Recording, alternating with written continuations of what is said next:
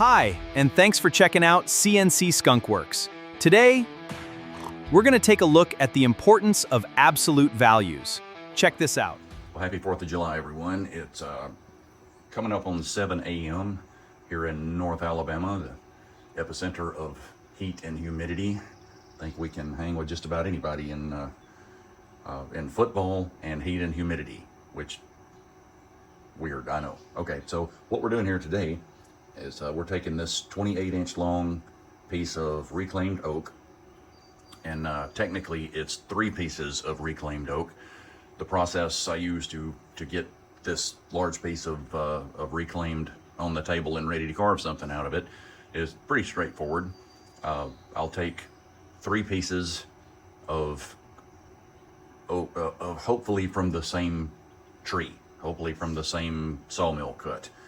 That gives us the best shot at getting them glued up and put together in a way that we have as much thickness as possible.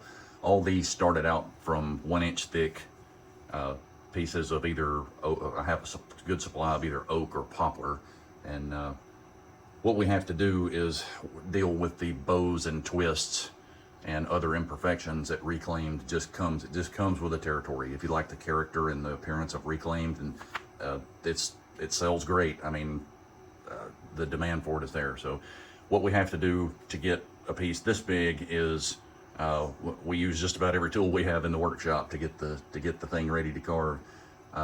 Step 1, cut the length on all 3 pieces to something pretty similar. In this case, I think I cut them to 30 inches. And the length is also subject to imperfections in the wood. There could be nails that you can't get out easily, or knots. Just there are a lot of considerations that go into it. So anyway, the reclaimed stuff, you just have to work around the things that can cause you trouble. You definitely don't want to run a nail through your planer or your joiner, and hitting a nail with your CNC machine, of course, in the end of the world either, but you know, just avoid it at all costs. So we cut the length of our reclaimed oak here to avoid things that have to be avoided, and afterward we run all 3 on both edges through the joiner, and that gives us a nice clean edge, so that we can use our biscuit cutting tool to cut a slot in the edge. So we cut a slot. I don't know if you can see that or not, but there's where they were joined. There are biscuits that join these 2 during the glue up process. So lots of glue. Every bit of the surface on each piece is well coated with glue, as are the biscuits. Basically, you put those together, all 3 pieces glued at the same time, in pipe clamps or bar clamps. I found actually the Harbor Freight clamps are just fantastic for this. They're really not just dirt cheap, but they're cheaper than a lot of other options. So those are the ones, as a hobbyist, those are the ones I go with. So use your bar clamps, clamp those up, give it some people say 24 hours. I'm usually busy around here enough that I won't even need to mess with it for 48 and sometimes more. So I give it a nice long time to dry. And after that, this is very strong. It's like 1 piece of wood. So just the added value of having a length or width, the Y value, Y-axis value distance is worth a lot in terms of what you can make from it. So today what we're going to do is we'll get our design finished up based on the length and width, and right now what we're going to do is set the XY origin, or in simplistic terms, we're going to tell the machine where the piece of wood is in terms of left and right and front and back. So there are plenty we'll say, of electronic solutions out there for this. I personally I think they're great. I use who's the guy? There's a gentleman that makes here we go. Let's see. I forgot I even had this. Yeah, so the try Ketra CNC. The gentleman that sells these, a very helpful guy, and his name escapes me, and I apologize for that. So one way to set the values for this is just put the plate, and this is aluminum, and I'm honestly not sure how aluminum conducts enough electricity to tell the machine where this is. So, but anyway, you would basically put the plate on the piece of wood, and as you can see, it's cut for a corner, so technically it'd be down there on the corner, and then the tool will touch. There's a macro that you can run, and the tool will touch on the side and record the value. It'll move back around here, touch the back for that value and record it, and then it will move to the top of the top of the plate, and the spindle will lower and it will touch the top, and that tells you where the Z value is. Very handy. Absolutely not a thing in the world wrong with it. There's just one thing. It does take it's a very quick process also. It doesn't take a whole lot of time. Just basically position the tool in the right range and it will just knock it out for you. The catch, or maybe not a catch, but one reason I don't do this every time is because if I'm using the stops, like this is a Y stop, put the workpiece up against the Y stop, and you know where that value is.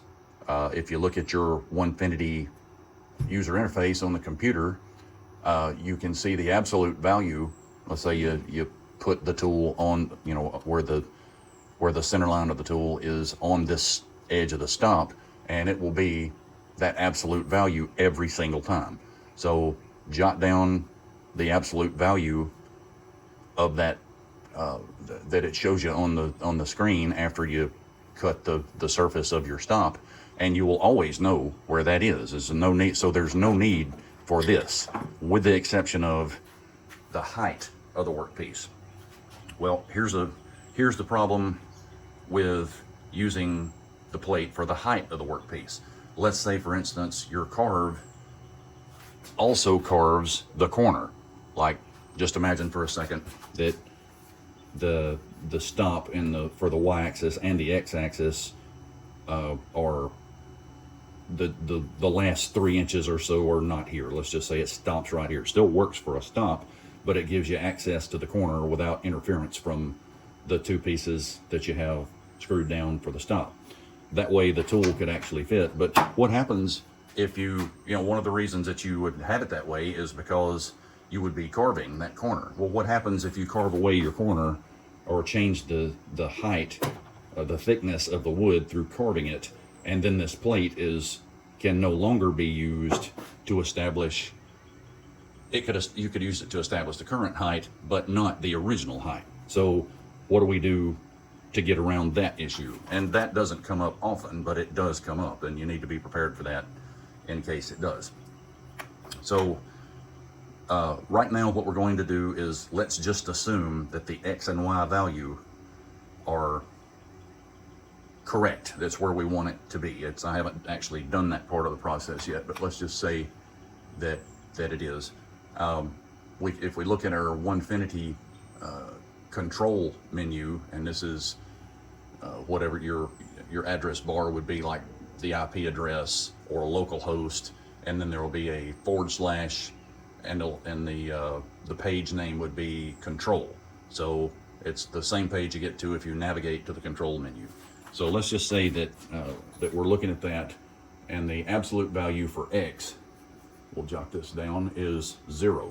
And that is the case with mine, and that's simply because we're as far over toward in the X-axis, we're as far that way as the machine will go. So that gives us our absolute value of 0, because it can't be negative, because the gantry won't move. The spindle won't move any farther that direction. In the case of the y-axis, the absolute value is 1.4 inches. So now we know that you might actually can see, maybe not, maybe down here, you might actually can see this is, if we measured this to where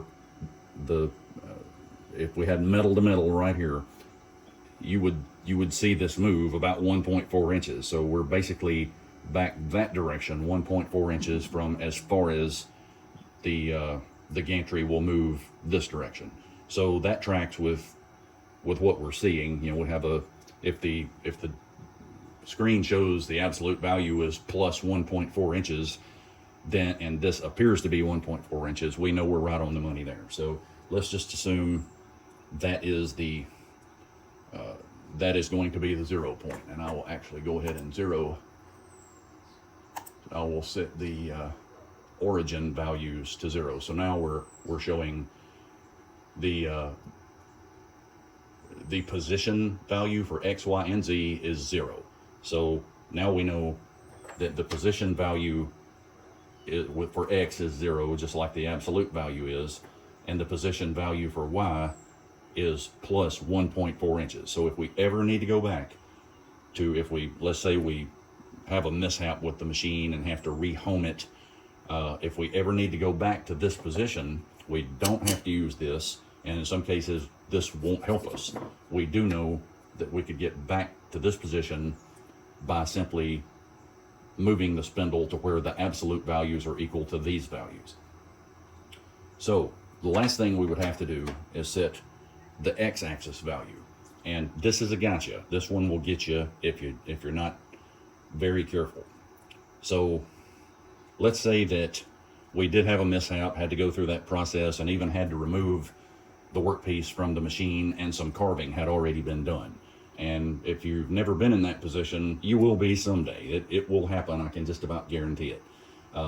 One scenario where that might happen is you have an order that somebody needs it tomorrow. You know, that for some reason that happens to me more than I ever expected it to. So let's just say we have to abandon this project for now, put a different workpiece on the table, and get started on that, but we want to come back to this and resume the carving so that we don't have to clean off all the work that had already been done.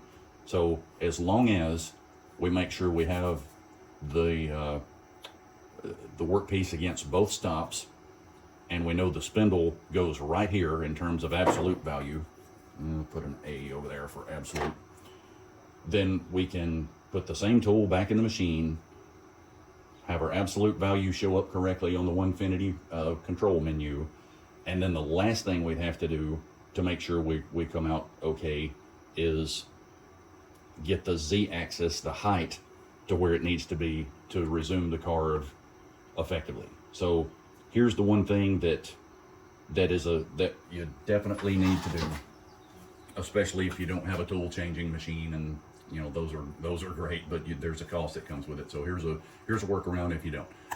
What I always do is move the spindle from the position, from the 0 position in X, Y, and Z. I will move it 5 inches out toward, in this case that's not going to work because we have a flaw in the surface. So let's pick out another place, and let's just say some nice round number that'll make sense if we have to go back. All right, we're at 6 inches. Let's see if we can get to do 6 in both values. Yeah, okay. So now we're at X is 6 inches and Y is 6 inches from the 0 origin point here. So I'll go ahead and jot that down too. And we'll just say the Z-axis set point is 6 by 6. Now why would we need to do that? Well, I just covered it just a second ago, unwittingly. If you try to touch off the tool to somewhere different than where you touched it off the first time, you're going to get a different value. We can actually demonstrate that if we touched it off right here, like say on this knot, and then the next time we moved it down here and tried to touch it off on a different location, you could have 10, 15, 20 thousandths of difference in the value and it'll show up on your control menu. So why does that matter? Well, because if you resume the carve, and the tool paths are different height, it will be obvious. I mean, even if it's just a tiny little bit, a 10 to 15 thousandths difference, you will have flaws in your finished product if you don't do this, and it'll show up and be obvious to the customer, and certainly somebody that does this either for a living or a serious hobbyist would absolutely be able to spot it. So you have to come up with some method to avoid it, and that method is touching the tool off, the Z height off at the same spot on the workpiece every single time you have to do it. And hopefully you'll only have to do it once. So we'll use our same piece of paper and start lowering the spindle. Get it down there nice and close. Let's use one piece of paper. So having worked in a machine shop for many years, this method is one I use lots and lots and lots. So we'll bump it down 5/1000ths of an inch at a time until the paper gets harder and harder to move, and you may very well go from it moves just fine to it won't move at all in one mouse click. 5/1000ths of an inch is quite a lot in terms of the thickness of a piece of paper. And found to be, there we go. Okay, so now we can move the paper, but there is some restriction of movement. So we know that we're right there at the surface of the workpiece. So not only do we set our height right there, so we now click our, looks like an exclamation mark. At the moment it's showing 0.365 inches. That's just an artifact from the previous Z0 point. So we're gonna, now the position of the tool is 0. The absolute position of the spindle in terms of the Z-axis is 3.315 inches. So for Z, we'll go 3.315. Now, as long as you don't take this tool out of the spindle, you can go back to this don't take the tool out of the spindle, nor does it move in the spindle up and down. If you don't get the nut tight enough, it can move vertically in the spindle. I've seen some videos where that's happened a couple times. So get that nice and snug, don't over tighten. As long as you never take that tool out, this 3.315 absolute, it will be that exact same height. We could move it away and then come back, set that Z value to 3.315, and I'll bet we can't get the paper back under there now. No. And if we did that, we'd have the exact same result.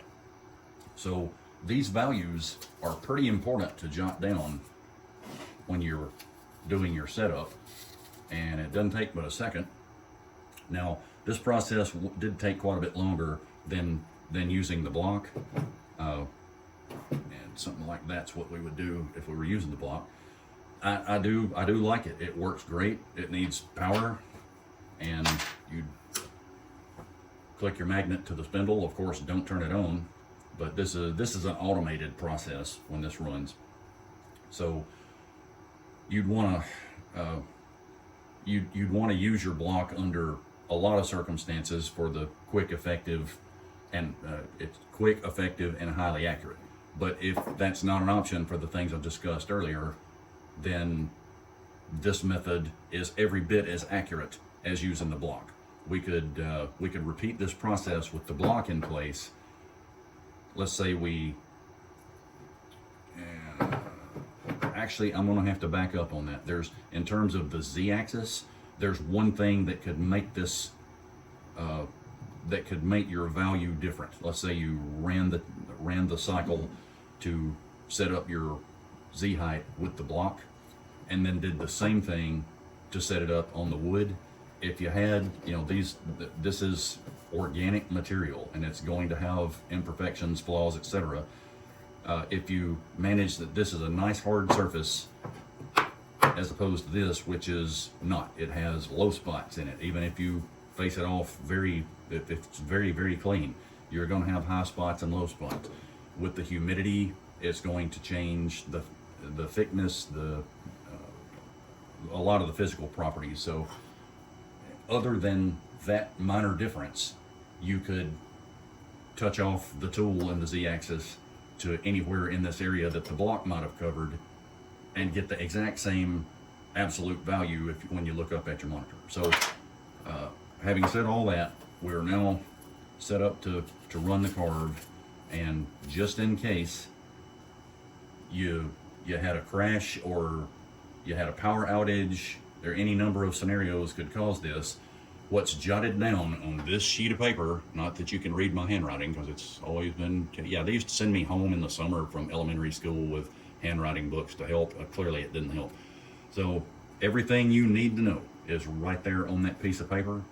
If you have to take the tool out of the spindle during any event like I just mentioned, then the Z-axis value is going to be different. There's no way to get that tool back in there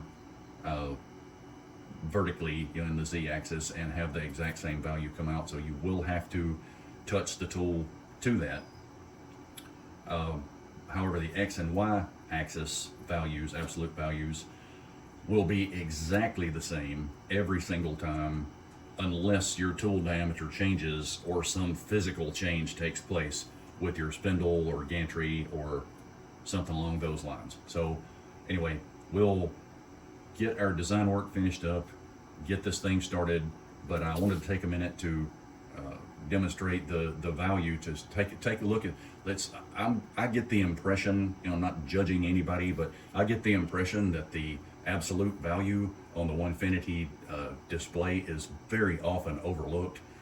The importance of it cannot be overstated. It's very important information, and when you get your setup completed, jot down that absolute value, because I'll say this, if you've been doing this for any length of time and you haven't needed those values, you've been very fortunate.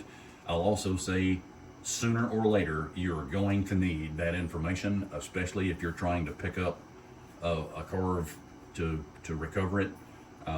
If you, for example, a lot of times, even if you got hours invested in a carve, and the safe way, the easy way to do it, even if there's 2, 3, 4 hours tied up in a carve, if there's a flaw, a problem, you break a tool, power outage, something like that, it's better just to take this guy and face all that off. This is a great tool, by the way, 40 bucks on Amazon. Just take that tool, face it all back off, and start again. And the chances of a power outage happening twice in the same car, that's just somebody telling you that's not one you need to complete anyway.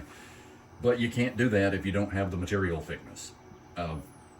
Also, I don't like to cut the top of my stops. I really avoid that at all costs. I actually have a spacer that let's say I know that I'm going to have to carve, like in the case of this tool. This tool would definitely have to come over the edge in order to get all this carved off flat. And if it's thinner than the stop height, then I'm going to be cutting my stop, which I just do not do. So I have a spacer. Oh, there it is.